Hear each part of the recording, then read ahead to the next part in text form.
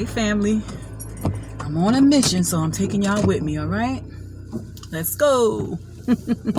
Why do I have these windshield wipers on? Okay, now. Yes, my baby left today to get back on the road, and he forgot a few things. So now I have to meet him. I have to meet the man. So while I'm going to travel to meet the man, my man, I'm going to chit-chat with y'all a little bit. And I want this to be a little more serious topic, because it is a serious topic. What do you do when you're feeling down? What is your go-to when you're feeling in despair? What do you do to lift yourself up? And I'm asking this question because a lot of people do a lot of things to lift themselves up, right? And most of the time, the choices that we make to lift ourselves up is just a temporary fix. For women, we'll go get our hair done, our feet done, go get a massage. And brothers, you guys are getting your feet done and nails done too, and getting massages. And this is like a way of just having somebody else do something nice for you, right? But when you are going through life's hard struggles and issues, is that enough?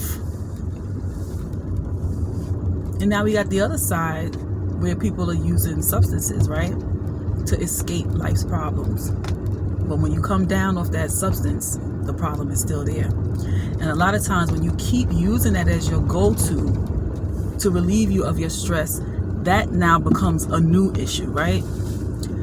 So are the things that we run to that are quick fixes, is that enough for us in this day and age? And a lot of us are really stressed out, because when you look at what's going on in this world overall, it's stressful. It is very stressful. And so we're looking for a way of escape. We're looking for a way out.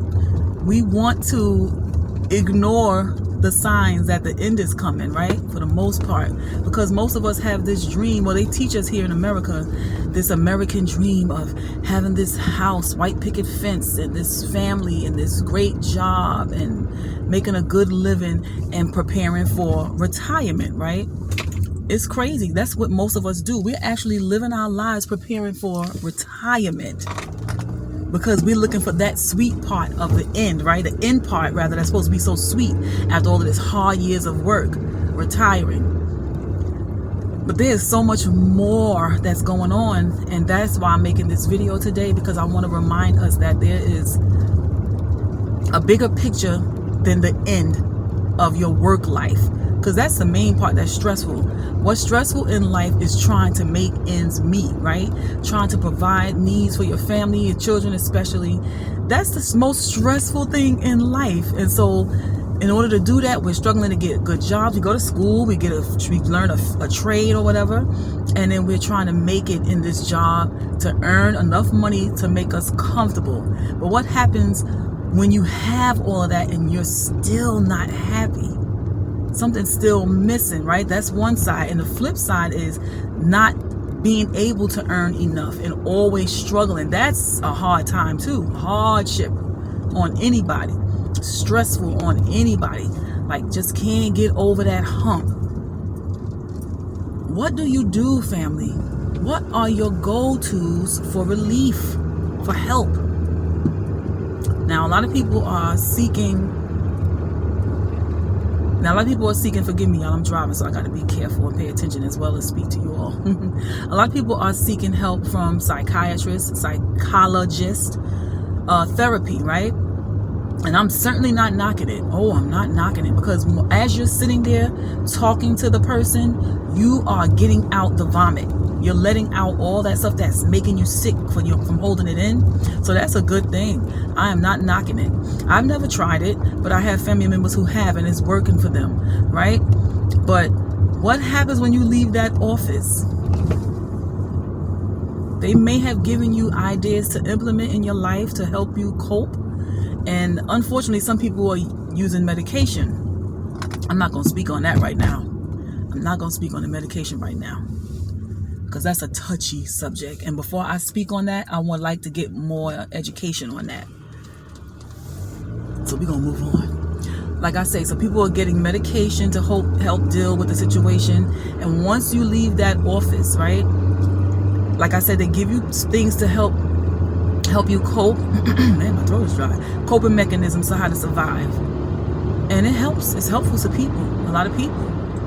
But what happens when you go home and you still feel like you're in a slump? What if the therapy wasn't enough for you? What if it didn't do anything for you?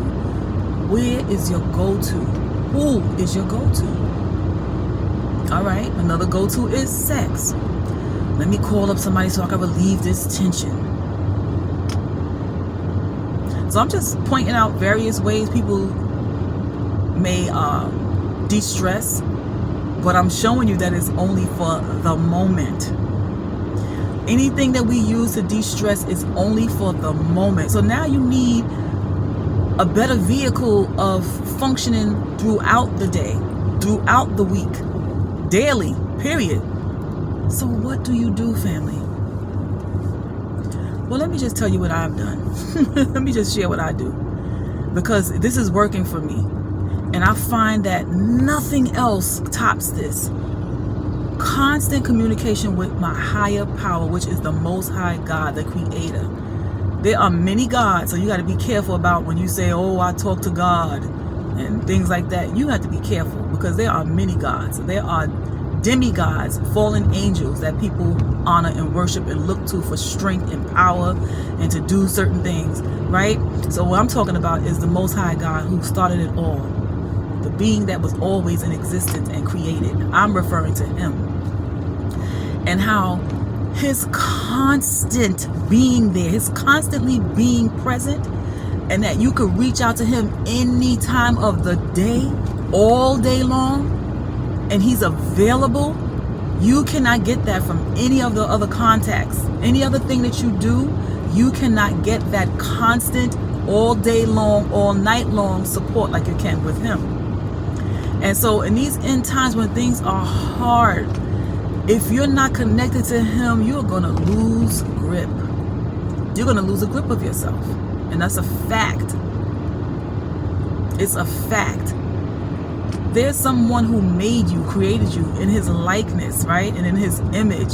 And so that's where our foundation and our roots are. If we don't go back to that and attach ourselves to him fully, wholly, and a commitment to doing so, we're going to be in trouble. Because just in case you're not noticing, this world is plummeting into hell quickly. Things are falling apart. And a lot of us like to watch the news. And so we hearing all these awful things, right, that's going on in the world. And where's my lotion? And these things bother us and add to the stress. Because actually we don't know what to do. We don't know how it's going to end. So now we're depending on this government and this system to come up with a plan to end the wars and the discord with other countries and stuff like that. And thinking that they're going to be our saviors to a degree, and they're going to fix things and make things work out. But it don't work like that. There is going to be an end. The Bible says there's going to be wars and rumors of wars, and things are going to get so bad. But he said, this is only the beginning of sorrows. So what do? Do you ball up in curl up in a ball and just say, you know what? I can't take this no more, and I'm just going to give up. What do you do? How do your life be fulfilled? How do you fulfill your goals? How do you fulfill tapping into happiness and peace if you're not using the Most High God to do it? How do you do it? Because I already gave you a list of things that people go to. Spiker, he's not even putting his signal on. He's on a bike. You got to be careful, sir. You got to be careful. It's a list of things we can do for temporary relief. But I'm talking about constant relief. Somebody who's there for you through thick and thin, was there before you got here. He was existing, okay? And that tie that you have with him, that bond that you have with him is everything in these end times.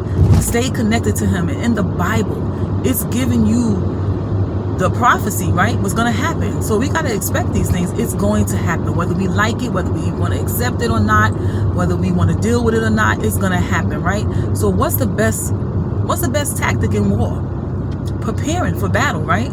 You have to prepare for battle, so you got to get your mind right. You got to focus. You got to put on the full armor of God and get ready to battle spiritually. Because it ain't about a one-on-one fight, right? We can't win like that. We just can't win that way. The enemy has all the weapons, so we can't beat them. We can't beat them, right? But I know somebody that's greater, better, and more powerful, more treacherous than they could ever be. And unless we get on his side and understand what it is he wants us to do, we're not going to win the war. We're going to lose. We're going to lose the war. And so, family, the whole point in this video, come on, sir, what are you doing? Ay, ay, ay, the people. Do I have to turn here? I do. Let's see. Let me go on this. I'm going to go on 314 to get to 279. Or is it 85? I keep on forgetting, y'all. Let me get back over. I'm busy talking to y'all. I'm not paying attention to what I'm supposed to be doing. Okay. I ain't been to 279 in a minute. I'm trying to remember how to get there. Is it this one? 85 or 314? I literally forgot. It's 314. I think it's 314. I gotta turn back around, y'all. Y'all distracted me. But this is a good distraction because it's something important. I just wanted y'all to recognize that there's a higher being, a higher power who loves you dearly. He sent you here and he gave you the way to navigate this place in a peaceful way, in a promising way with hope. And you can do it with joy even in the midst of our storms, which is everyday living on this crazy earth. We have so much that we are fighting against and struggling against, including ourselves. We're battling with ourselves. We're at war in our own bodies. You know what I'm saying? And so if you have a war internally, you got to fight the rest of the world and yourself. The best way to do it is obeying the Father, doing what he asks you to do, because he's going to help you through it all. And I'm not talking mess. I'm telling you what I know. This is my experience. I have been experiencing such great peace. I'm going to tell you for the last, I say 7 years.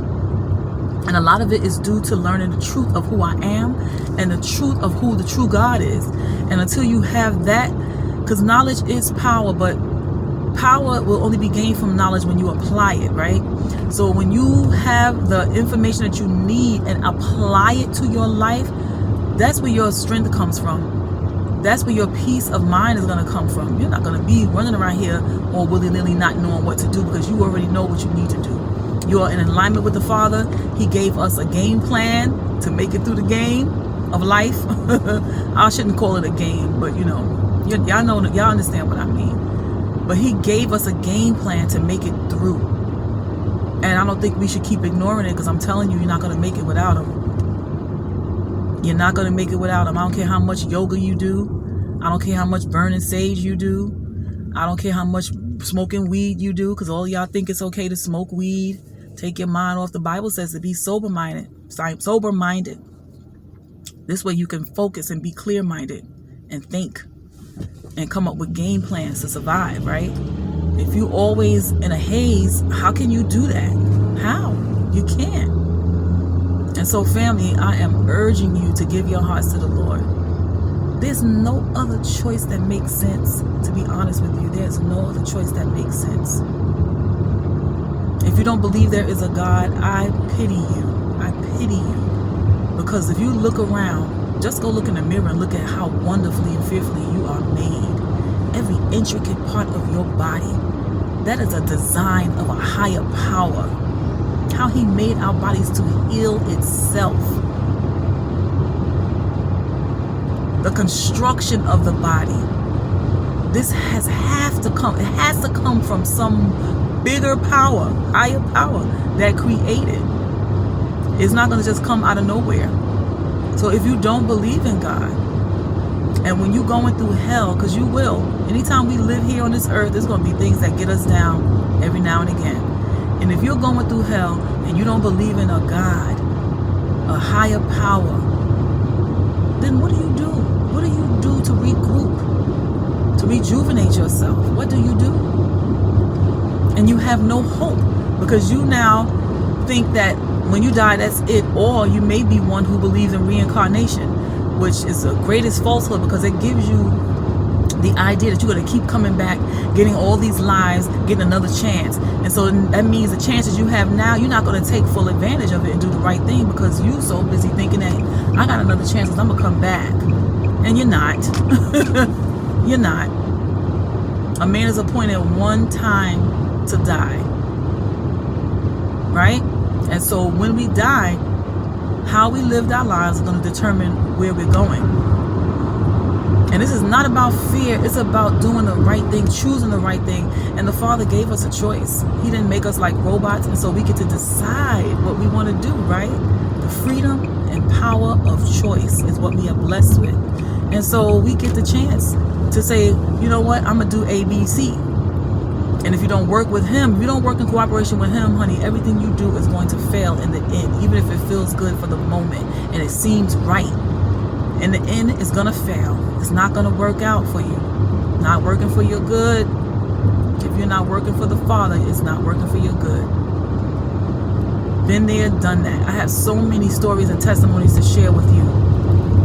Until I decided to fully serve him and to seek his face, to learn of his ways, his principles, and learn the truth, because we've been taught so many lies all throughout our lives. And that's another disheartening thing, to find that out. Because now you're like, what should I believe? What do I do now? And I understand that place, because it's a kind of a dark space to find out everything you learned in school, in church, in your religion was a bunch of lies. That's another bad headspace for people to be in. So they just give up and say, well, I'm not going to believe in anything. But don't let man block you from having your relationship with the Most High God. This was man's doing, to lie to us, to confuse us, to mess us up. That's man's doing. This man calling me. I can't answer the phone. I'm coming, boo-boo. I'm almost there. Is this the turn up here? 279. Yep, this is it. He's probably like, where is she? He has to get back to work. I'm coming, boo. But in any case, family, connect with the master. The one who, let me see if I can answer this phone now. I'm going to have to stop it. Nope, going again. He got to wait. Can't be driving like that. I want to be safe. I don't play those games. I could chit chat with y'all, but my eyes must be on the road. The bottom line, family, is get yourself together by getting together with the Most High. Connect with him. Pray daily. Get up. The first thing you do is connect with him. You need that. You need that positive energy that's flowing from the kingdom, from on high into you, to give you the strength and the power to focus and have a blessed day and be a blessing to other people. People will see your light because you connect them with the greater power daily. Read the word. Don't reject it. In that word is so much promise for us. Don't go by what other people tell you is in it. Read it for yourself. And don't go by the wicked pastors and preachers that are using it for their gain financially. Read it for yourself. Don't let somebody else tell you what's in it. The other day I heard Yolanda Adams say, God don't expect us to be perfect. I'm like, wow, she missed that whole scripture that he said, be ye perfect. She missed that? Or is she an agent of the devil, spreading lies? Do not listen to people. The way you hear the Lord is reading his word, because that's how he speaks to us. And I had to learn that, because I was in church for years and I was not studying the Bible like I ought to. And that's when the Most High made me uncomfortable, because he was like, you're not getting it. I got to make you uncomfortable. And that's what happens. When you're in a space where you're uncomfortable and you feel like you just don't know what to do and you're getting antsy, it's because you're not connecting with the Father. You're not learning, you're not growing. And he don't want us to be lukewarm. Sometimes we think we have knowledge of God and that's enough. So we get comfortable and we don't even desire to grow and do more. And we get stuck in a bad place. And so he's going to make you feel uncomfortable if he wants to grow you, because he knows your potential. He placed that potential in you. And when he wants to grow you, you're going to get uncomfortable. Life is going to seem a mess for you. You're not going to love it, because he needs you to do better. He needs you to seek his face daily. He has a job for you to do. We all were sent here for a reason. We all have a job to do. So family, I'm going to let you go, because my boo is impatient. He is calling me repeatedly. The man knows I'm driving. I'm almost there, boo. But please connect yourself to the Father, family. There's no better way to live. There's no other way to do it and be successful. There's a kingdom that we're going to. Higher place, a better place. All of this is not going to be for nothing. You're not going through these struggles for nothing. There's a reason. Don't be mad at God. Why are you letting this happen? He didn't let anything happen. We did this. We disconnect from him. We disobey. We're not following his order, his rules, his laws, his commandments. Get mad at yourself and fix yourself. It starts with us, right? We need to do right by God in order for him to bless us.